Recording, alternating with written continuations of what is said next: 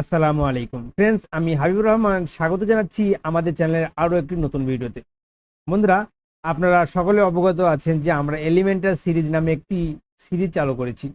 এই সিরিজের আজ তৃতীয় পর্ব। আজকের ভিডিওতে আমরা দেখাবো যে কলাম সম্পর্কে এবং কলামে কিভাবে আপনি ভিডিও অ্যাড করতে পারেন, কলামে কিভাবে আপনি ব্যাকগ্রাউন্ড ইমেজ অ্যাড করতে পারেন, কলামে কিভাবে আপনি ব্যাকগ্রাউন্ড কালার অ্যাড করতে পারেন। তো বেশি কথা না বাড়িয়ে ডাইরেক্টলি ভিডিও প্রসেসে চলে যাব, কিন্তু তার আগে একটি ছোট্ট রিকোয়েস্ট, এখনো যদি আপনি আমাদের চ্যানেলকে সাবস্ক্রাইব না করে থাকেন অবশ্যই সাবস্ক্রাইব করে পাশে নোটিফিকেশন বেলটি অন করে অল করে দিন, যাতে আমি নতুন ভিডিও আপলোড করার সাথে সাথে আপনি নোটিফিকেশন পেয়ে যান। তো চলুন ভিডিওটি শুরু করা যাক।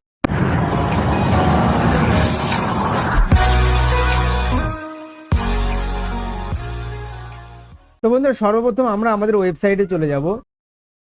এই পর্যন্ত আমাদের কাজ করা ছিল, তো আজকে আমরা তারপর থেকে কন্টিনিউ করছি।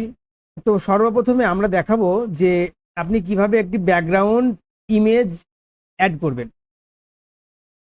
এর জন্য সর্বপ্রথম আপনি প্লাসে ক্লিক করে একটা স্ট্রাকচার নিয়ে নেবেন।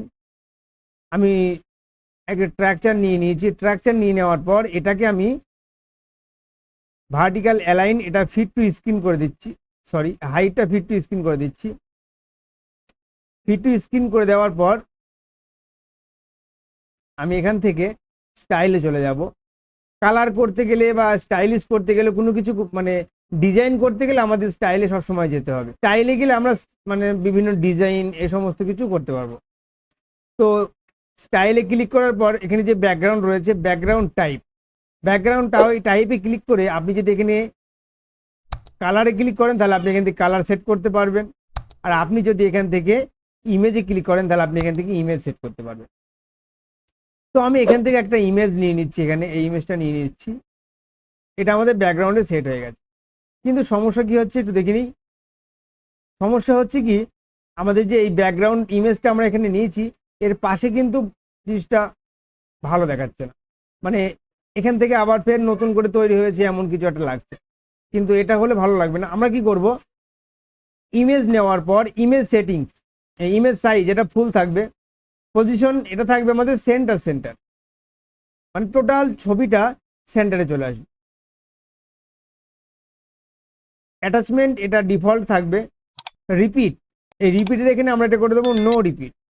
যখনই নো রিপিট করে দেবো তখন দেখুন এটা আউট হয়ে গেছে, ছবির সাইডে হোয়াইট বর্ডার মতো চলে এসছে, মানে ব্যাকগ্রাউন্ড দেখা যাচ্ছে। কিন্তু আমাদের দরকার ছিল ফুল স্ক্রিন জুড়ে থাকবে। আমরা এখানে ডিসপ্লে সাইজ রয়েছে, ডিসপ্লে সাইজে এখানে আমরা এটাকে করে দেবো কভার। এবার দেখুন, তো আবার বলছি, ইমেজ নেওয়ার পরে সাইজ থাকবে ফুল। এই সেটিংটা আমাদের ভালো করে দেখতে হবে। ইমেজ নেওয়ার পরে সাইজ থাকবে ফুল, পজিশন থাকবে সেন্টার, অ্যাটাচমেন্ট এটা ডিফল্টে থাকবে, রিপিট থাকবে নো রিপিট, আর ডিসপ্লে সাইজ কভার। ক্লিক করে দিলাম। তারপরে দেখুন ব্যাকগ্রাউন্ড ওভারলি বলে একটা অপশন আছে। ব্যাকগ্রাউন্ড ওভারলিতে ক্লিক করলে এখানে আপনি আরও একটা ব্যাকগ্রাউন্ড অ্যাড করতে পারবেন, মানে কি এর উপরে ওভারলি অ্যাড করতে পারবেন। আমি ব্যাকগ্রাউন্ড টাইপ, এখানে আপনি যদি কালার দিয়ে ওভারলি দিতে পারেন অথবা ইমেজ দিয়েও ওভারলি দিতে পারেন। আমি কালার দিয়ে একটা ওভারলি দেখাচ্ছি। এখান থেকে আমি একটা কালার নিয়ে নিচ্ছি, রেড কালারটা নিয়ে নিচ্ছি।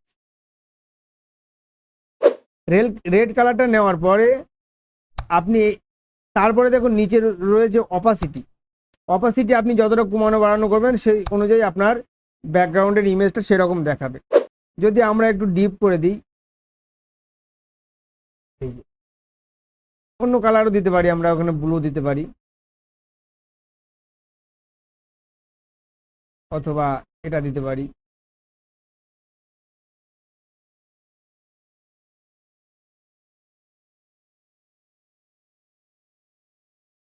এবার এখান থেকে যদি আমরা টেক্সটটাকে অ্যাড করি, এবার দেখুন লেখাটা কেমন উজ্জ্বল আসছে। আচ্ছা, হেডিংয়ে পরে আসছি। এখানে আরও কিছু কাজ রয়েছে যেগুলো আমরা করব।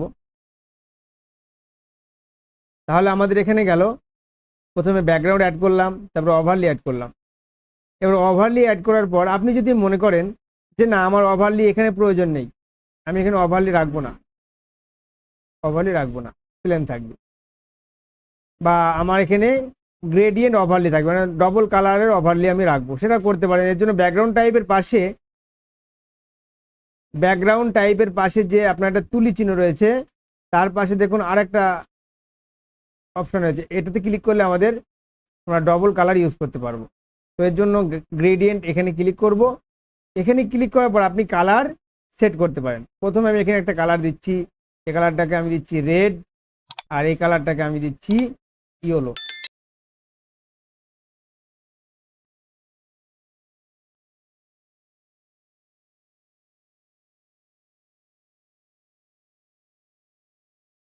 এভাবে করতে পারেন। এবার এখানে যে অপাসিটিটা রয়েছে, এই অপাসিটিটা যদি কমিয়ে দিই, এরকম ভাবে খেললে আমরা অনেক রকম ভাবে করতে পারবো। তারপরে এখানে যে লোকেশন রয়েছে, লোকেশন, এই কালারের লোকেশনটা কেমন থাকবে, কালারের লোকেশনটা উপরের দিকে বেশি থাকবে না কম থাকবে না, যাই হোক যেভাবে মন করতে পারবেন। এখানে লোকেশন, এটাকে আপনি যত ঘাটাঘাটি করবেন তত ভালোভাবে শিখতে পারবেন। তারপর এখানে ব্লেন্ডার অপশন আছে, বিভিন্ন রকমের মানে অপশনগুলো রয়েছে, স্ক্রিন অপশন, ড্রাগ,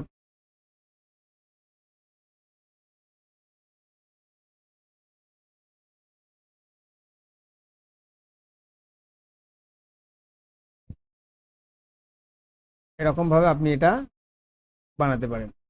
এবার কথা হচ্ছে, আমার ওয়েবসাইট যখন কেউ ওপেন করবে তখন সে দেখবে এমন, কিন্তু যখন এখানে মাউস নিয়ে আসবে, তখন মাউস হোভার করবে, তখন এর চেঞ্জ হয়ে যাবে। সেটা কিভাবে? দেখুন ব্যাকগ্রাউন্ড ওভারলির পাশে হোভার বলে একটা অপশন রয়েছে। হোভারে যদি আপনি ক্লিক করেন, হোভারে ক্লিক করার পর আপনি এখান থেকে যদি যেভাবে সেট করে রাখবেন সেভাবে, এখানে আপনি গ্রেডিয়েন্টটাকে যদি এখানে যদি এটাকে আমি ব্ল্যাক করে দিই,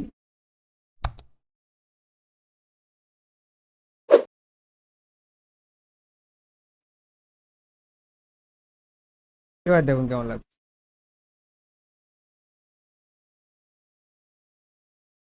হোভার করলে কেমন আসছে?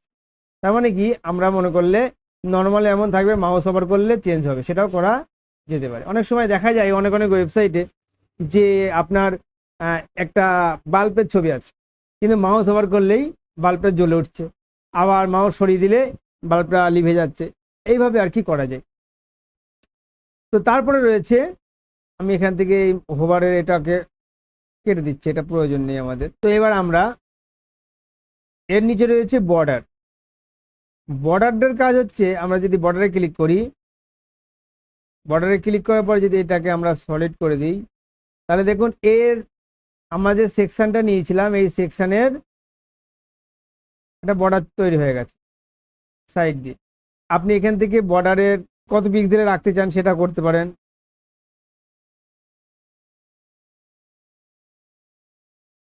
বিভিন্ন রকম ভাবে আপনি এটাকে নিয়ে খেলতে পারেন। বর্ডার রেডিয়াস যদি আমি 50 করে দিই, রাউন্ড হয়ে যাবে।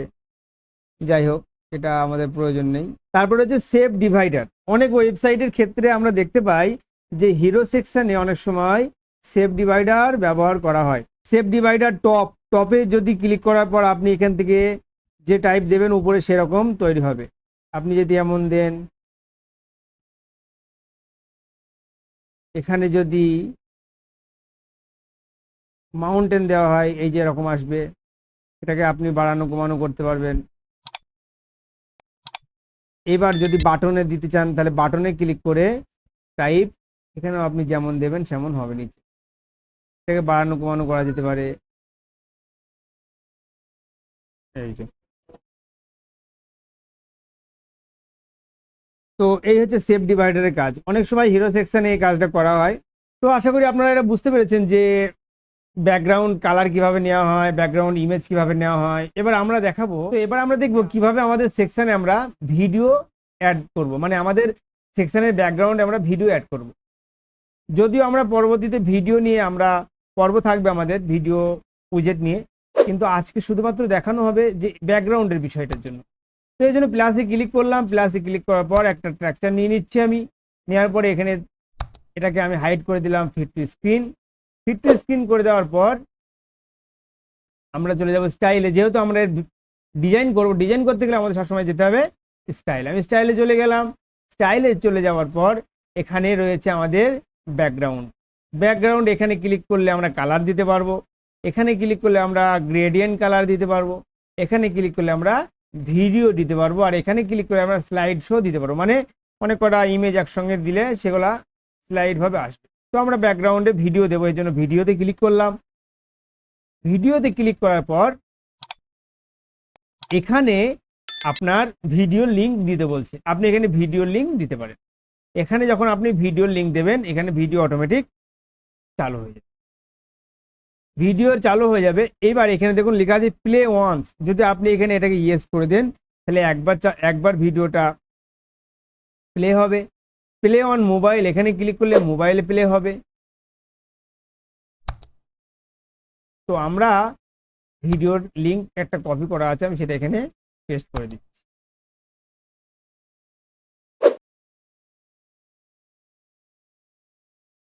তো আমাদের ভিডিও লিঙ্ক এখানে আমরা পেস্ট করে দিয়েছি, ভিডিও এখানে চালু হয়ে গেছে। এবার আমরা কি করব, ভিডিওটা একটু কেমন লাগছে আমরা চাইছি যে এরও একটা ওভারলি অ্যাড করতে, তো আমরা এরও ওভারলি অ্যাড করতে পারবো। এর জন্য আমরা ব্যাকগ্রাউন্ড ওভারলিতে ক্লিক করব। ব্যাকগ্রাউন্ড ওভারলিতে ক্লিক করার পর এখানে যদি আমরা একটা কালার দিয়ে দিই তাহলে আমাদের একটা প্রিমিয়াম লুক চলে আসবে। তো আমরা এখান থেকে ব্লু কালারটা নিয়ে নিচ্ছি।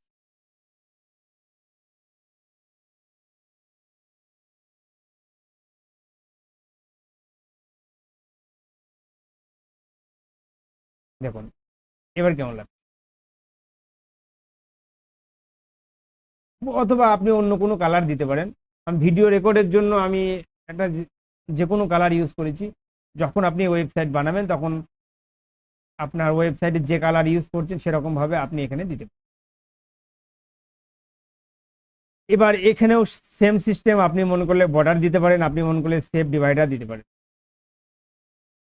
তো বন্ধুরা এই ছিল আজকের ভিডিও, আশা করি আপনাদের সকলের ভালো লেগেছে। যদি ভালো লেগে থাকে অবশ্যই কমেন্ট করে জানাবেন, আর ভিডিওটি লাইক করবেন, শেয়ার করে আপনার বন্ধুদের মাঝে ছড়িয়ে দেবেন। আজ এখানেই বিদায় নিচ্ছি, আবারও হাজির হব এই সিরিজে চতুর্থ পর্ব নিয়ে। সেই পর্যন্ত সকলে ভালো থাকুন, সুস্থ থাকুন, এই শুভকামনায় আজকের মতো এখানেই বিদায় নিচ্ছি। আল্লাহ হাফিজ।